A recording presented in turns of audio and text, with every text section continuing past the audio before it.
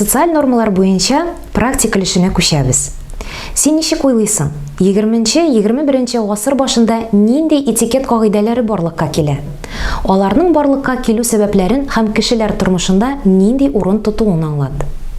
Сезгә булышыр өчен мин берничә мисал китерәм. Бер гасыр элек ират белән хатын-кызның куллар белән исәнләшүе булмаслык хәл иде. Ә хәзер инде нормага кергән кагыйдә. Әле бер гасыр элек кенә бина эчендә хатын-кыз баш киемен салмыйча да утыра ала иде. Ә хәзер бу моветон булып саналачак. Ә хәзер балалар, сезнең чиратыгыз. Нинди этикет нормалары хәзердә бар, ә кайсылары гамәлдән чыктылар?